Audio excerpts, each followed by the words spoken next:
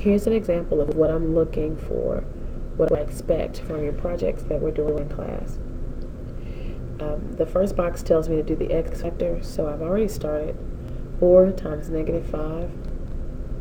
I always do a times c. C is negative. That goes at the top. B goes at the bottom, which is 8. On your paper, it is negative 8, so you have to put negative 8. For me, I'm going to do positive 8. If you copy my work, your problem will be wrong, so make sure you actually work it out. Now I need to find the two numbers that multiply to negative 20 and that also add to 8. And I know this is the part you struggle with, so we're going to go to the graphing screen. Home. No, I do not want to save. And then I'm going to add a graph. Now I'm going to type in the top number divided by x. Negative 20 divided by x. This is my inverse variation function, and I'm now going to go to the table because we don't want to look at that. Control T. We want to look at the table. Now only look at the integers, only look at the positive and negative whole numbers. You can look at 0 too, but for this one we don't want to look at 0 because it has the word undefined at 0. Okay. Negative 1 and 20. Will that multiply and add to the numbers I need it to? It multiplies to negative 20, of course, but it will not add to 8. So I can't use that. What about 2 and negative 10? Some of you are going to say, yeah, that's it.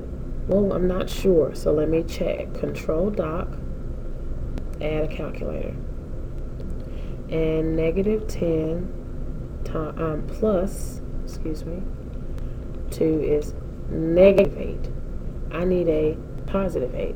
So that means the negative needs to go on the 2. So we have 10 and negative 2. 10 and negative 2.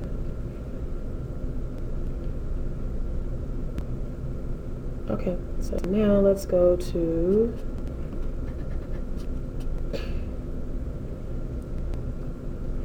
x plus 10. Let's write it in our factors. And then x minus 2. Okay, we are not done. A lot of you stop and come over here and start setting them equal to 0. We don't want to do that. What you need to do is to take the a and divide it. And that's what a lot of you are forgetting to do. Now we have to simplify. We have to reduce. And so if I use this, it will reduce it for me. I know some of you can do it by hand. Great. For those that need this, go ahead and type it in. It reduces it for you. So this becomes x plus 5 over 2. And then this one becomes, for those that don't know that 2/4 is 1/2, you type it in, I get 1/2. So now I have x minus 1/2. You take this number and slide it in front. And that gives you 2x plus 5. And then this gives you 2x minus 1. So now I have my factors. Now take those factors and set them, equal to 0 to find the zeros. 2x plus 5 equals 0. 2x minus 1 equals 0. Minus 5, minus 5. Divide by 2. Alright, and now I'm going to add 1. I get 2x equals 1. And then I'm going to divide by 2. Okay, so these are my zeros. Now you finish that section. Now go here to the quadratic formula.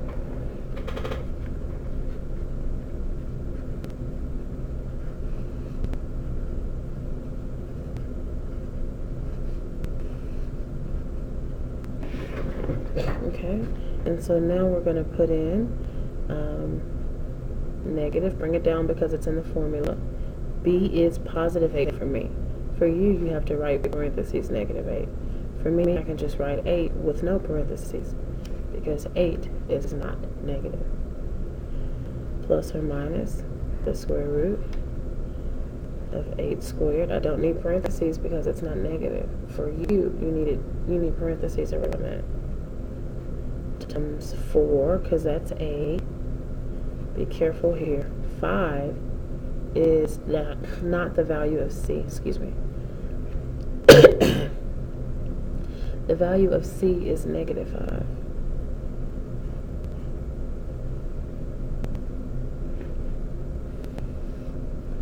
And now 2 times 4.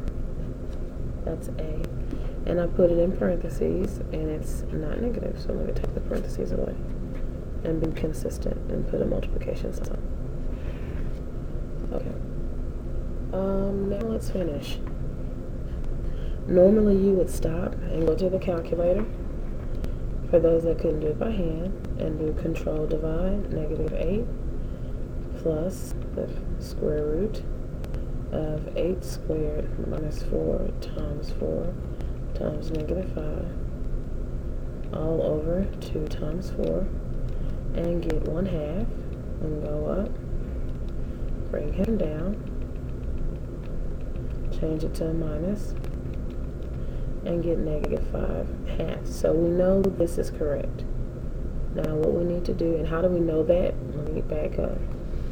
Because those two answers that I got in the calculator from the quadratic formula matches the two answers that we got when we set them equal to 0.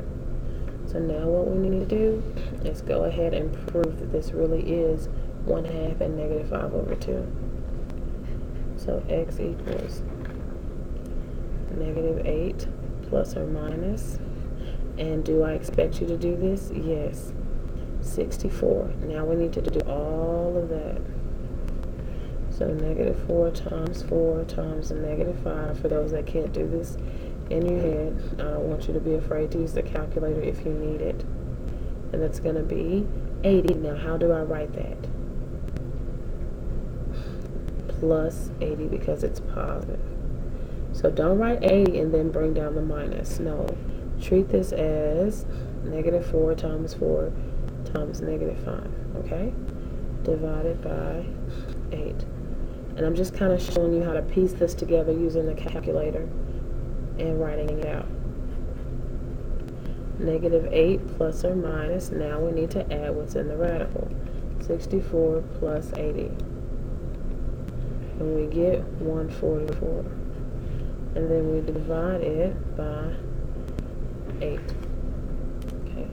Now we need to take the square root of 144. Okay. And how do we do that? Let's hit Control X squared, 144, and it tells me that it's 12. Okay, I'm gonna do this. I hate to draw arrows in math, but I'm gonna do it. And that is negative 8 plus or minus 12 over 8. Okay?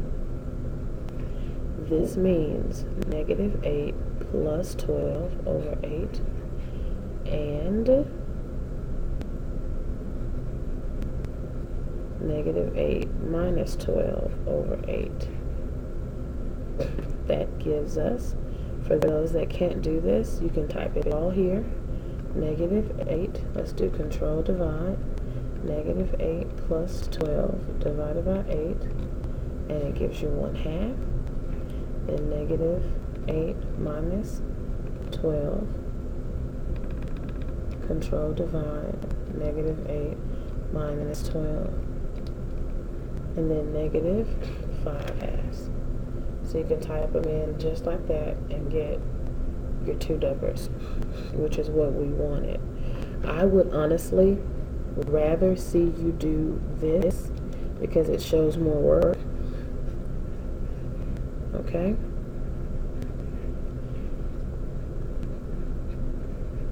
And then I would rather you take that and get your 1/2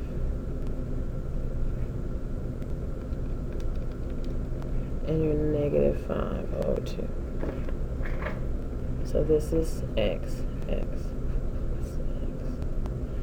And you see these two match these two, which is what we wanted, because you can get the zeros two different ways, setting them equal to 0 as well as using quadratic formula.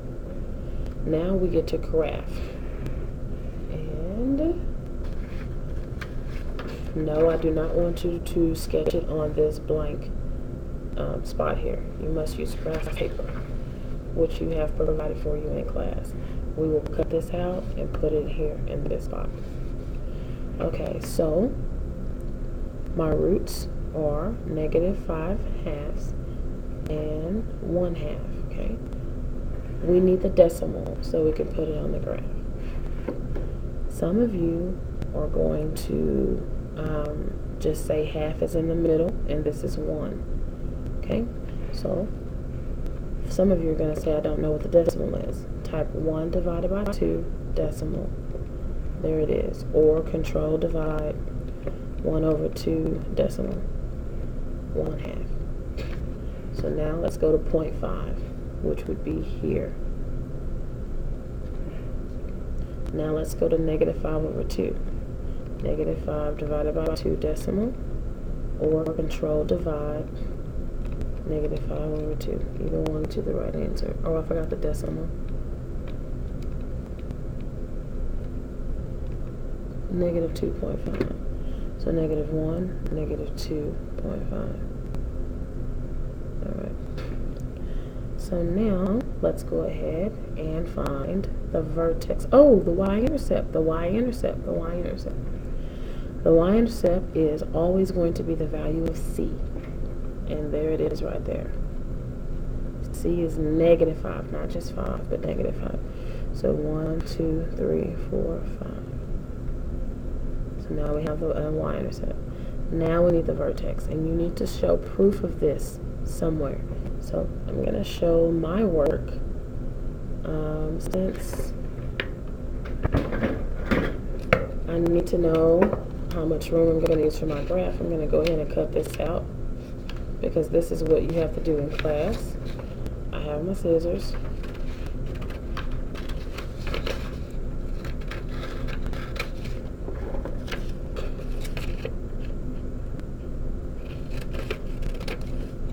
Alright. And we're going to move that out of the way. And this is going to fit here. Okay? So I have enough room here to show what I did to get my vertex. Okay? So x equals -b/2a. I know that b is 8, so I'm going to write the negative sign here. And then I am going to write b, which is 8, here. And then I'm going to put that all over 2 times 4. If you need to use the calculator, you can. But you should know that that is -8/8, which is -1. So now I know that b for me is -1. For you, it will not be, because you should have negative, open parentheses, -8. And so that top number should be a +8 for you. Which is why I say, do not copy this video. Your problem will be wrong. Okay, so now I have my x. Now I need my y. I'm going to come and take my equation, because it's the same thing as saying just add 4x squared plus 8x minus 5 when I put the y equals in front of it. Okay, so I'll flip out. It's the same problem, guys. I'm going to plug in -1 for me in my x spot, plus 8 times -1 minus 5. Okay, now I expect you to do that by hand, but some of you can't, and that's okay. So let's go to the calculator. 4 parentheses -1 squared plus 8 -1 minus 5, and that gives me -9. Okay, so now I know that my vertex is -1, -9. So -1, -9. Let's make sure. 1, 2, 3, 4, 5, 6, 7, 8, 9. and that is my vertex. So I need to label that vertex -1, 9. Okay. I need to now draw my axis of symmetry. So hopefully you guys have colors or highlighters. So I'm going to use red to draw my axis of symmetry because it goes through the vertex. Axis of symmetry. And x equals -1. Okay, now I'm going to attempt to draw my quadratic equation. Oh, let's do the minimum real quick. I'm going to use green. Let's do this here. Okay, now here's the problem with this. Y equals -9. Here's the problem, guys. You gotta be careful. When I start drawing my quadratic equation, I don't want it to look like a V. It needs to look like a U. So be very careful. It needs to look like a U.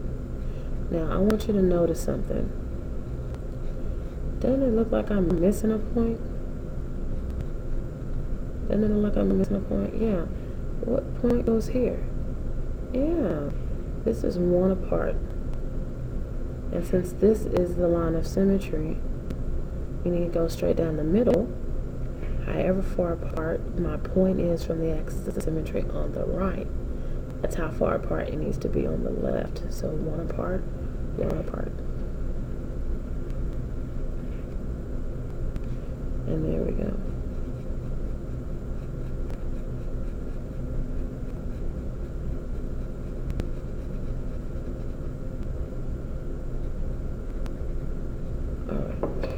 So now, let's make sure we have everything. Well, we have it, but it's not labeled, so let's do that. These are my roots, my solutions, x-intercepts,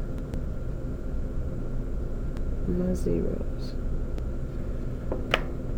Okay, let's see what else. I have my minimum. I didn't write the word. I'll go back and write that. My minimum is y equals -9. My vertex, I wrote over it. So I'm going to erase it and write it above that so it can be seen.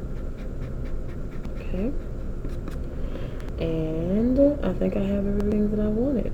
Vertex, minimum, my root solutions, x-intercept zeros, my axis of symmetry, and my y-intercept right here. Almost forgot. Y-intercept.